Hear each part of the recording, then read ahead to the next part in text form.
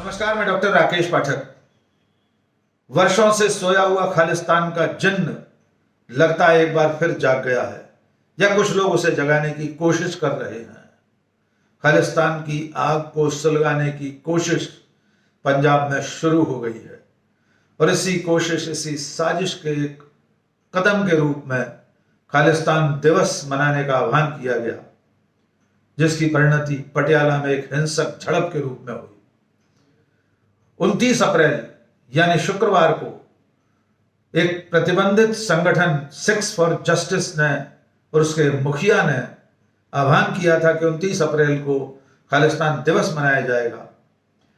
America में बैठे हुए उसके मुखिया गुरपतवंत सिंह पन्नू ने एक वीडियो संदेश के जरिए यह कहा था कि हरियाणा में एसपी और कलेक्टर्स के दफ्तर पर खालिस्तान का झंडा लहराया जाएगा। उसने खालिस्तान समर्थकों से अपील की थी कि कलेक्टर और एसपी के दफ्तर पर जाकर खालिस्तान का झंडा लहराएं। इसके विरोध में शिवसेना, जो बाल ठाकरे की शिवसेना है, उसके पंजाब प्रांत के कार्यकारी अध्यक्ष हरीश सिंगला ने खालिस्तान मुर्दाबाद मोर्चा निकालने की कोशिश शुक्रवार को की थी पटियाला में। जब यह मोर्चा काली माता मंदिर के पास पहुंचा, तब खालिस्तान के समर्थन में दूसरी तरफ से जुलूस उठ खड़ा हुआ और दोनों जुलूसों के बीच हिंसक संघर्ष हुआ। इस झड़प में 2 पुलिसकर्मी और 2 सिविलियन घायल हुए। बाद में पुलिस को हवाई फायर करना पड़ा। बड़ी मुश्किल से इस हिंसा को रोकने में पुलिस सफल हो पाई। इसके बाद हरीश सिंगला, जो शिवसेना बाल ठाकरे के पंजाब प्रांत के कार्यकारी अध्यक्ष हैं, उन्हें गिरफ्तार कर लिया गया और उद्धव ठाकरे की शिवसेना, जिसका कि वे अपने आप को कार्यकारी अध्यक्ष बता रहे थे, उन्होंने शिवसेना से हरीश सिंगला को बर्खास्त कर दिया। लेकिन इसकी शुरुआत कहां से हुई, इसकी पड़ताल करने के लिए थोड़ा पीछे जाना होगा। ये जो सिक्स फॉर जस्टिस नाम का संगठन है, इसे भारत सरकार ने 1 जुलाई 2020 को इसके मुखिया को, गुरपतवंत सिंह पन्नू को, आतंकवादी घोषित कर रखा है। यह संगठन हमेशा से ही प्रतिबंधित संगठन है भारत में। इसके ऊपर यानी पन्नू के ऊपर यूएपीए के कानून के तहत मुकदमे दर्ज हैं। अमृतसर में इसकी जो संपत्ति है उसे एनआईए जब्त कर चुकी है। यह अमेरिका में बैठकर, गुरपतवंत सिंह पन्नू अमेरिका में बैठकर हिंदुस्तान के खिलाफ खालिस्तान के नाम पर प्रोपेगेंडा वार चला रहा है वर्षों से, और इसकी पीठ पर पाकिस्तान की गुप्तचर एजेंसी आईएसआई का हाथ है। गुरपतवंत सिंह पन्नू अमृतसर के पास एक गांव में पैदा हुआ, लेकिन बाद में अमेरिका में जाकर बस गया और वहां से लगातार अपने यूट्यूब चैनल के जरिए, अपने वीडियो संदेशों के जरिए, बयानों के जरिए खालिस्तान को बनाने की मांग करता रहा है। जबकि वर्षों से ऑपरेशन ब्लू स्टार के बाद, जब जर्नैल सिंह भिंडरावाला के पतन के बाद, उसके सफाए के बाद से खालिस्तान की मांग लगभग मिट्टी में दफन हो चुकी है। लेकिन बीच बीच में कुछ तबके, कुछ तत्व ऐसे हैं, कुछ समूह ऐसे हैं जो खालिस्तान की मांग को हवा देते रहते हैं। और उसी का एक कदम पन्नू ने इस रूप में उठाया कि उसने 29 अप्रैल को खालिस्तान दिवस मनाने का आह्वान किया और एसपी कलेक्टर के दफ्तरों पर झंडा फहराने की अपील उसने की थी। कहीं कोई इस तरह का झंडा नहीं लहराया गया, बल्कि हरियाणा की पुलिस ने पन्नू के खिलाफ इस वीडियो संदेश पर राजद्रोह का मुकदमा दर्ज कर रखा है। ऐसा पहली बार नहीं है कि पन्नू ने खालिस्तान के नाम पर ऐसी कोशिश की हो, लोगों को भड़काने की कोशिश की हो।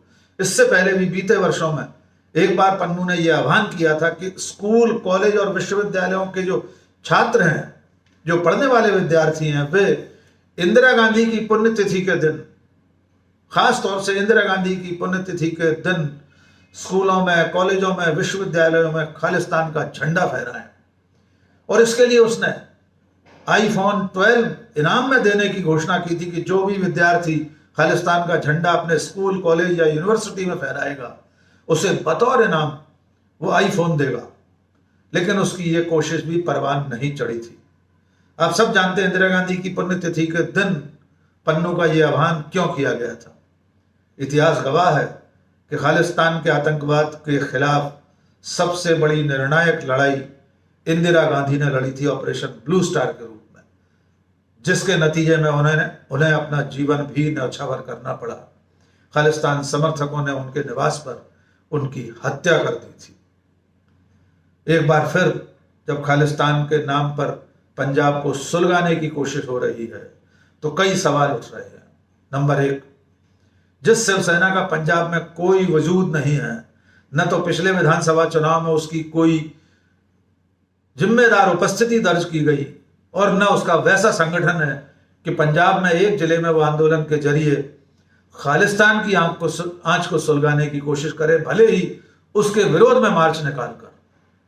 तो ये शिवसेना या इसके पीछे और कौन है, एक सवाल तो ये। दूसरा सवाल खुफिया एजेंसियों को लेकर। पंजाब की खुफिया एजेंसियां और केंद्र सरकार की केंद्रीय गृह मंत्रालय के जो गुप्तचर विभाग हैं, आईबी है और तमाम लोकल इंटेलिजेंस की एजेंसियां हैं, ये सब इस खालिस्तान के नाम के सुलगते हुए अंगारे को लेकर अब तक सचेत क्यों नहीं है। आप ये भी नहीं भूले होंगे कि अभी हाल ही में जो पंजाब में विधानसभा चुनाव संपन्न हुआ, उस वक्त आम आदमी पार्टी में किसी दौर में रहे अरविंद केजरीवाल के बहुत निकट मित्र कुमार विश्वास, जो कि चर्चित कवि हैं, उन्होंने चलते विधानसभा चुनाव में यह आरोप लगाया था कि अरविंद केजरीवाल की मिली भगत खालिस्तान समर्थकों के साथ है। कुमार विश्वास का आरोप था कि अरविंद केजरीवाल के घर पर और एकाध परिचित के निवास पर ऐसी मीटिंगें होती रही हैं जहां खालिस्तान को लेकर और खालिस्तान के समर्थकों के साथ विचार विमर्श उनका हुआ है। कल पटियाला की इस हिंसा के बाद अचानक कुमार विश्वास का वो बयान फिर से एक बार सोशल मीडिया पर तैरने लगा है।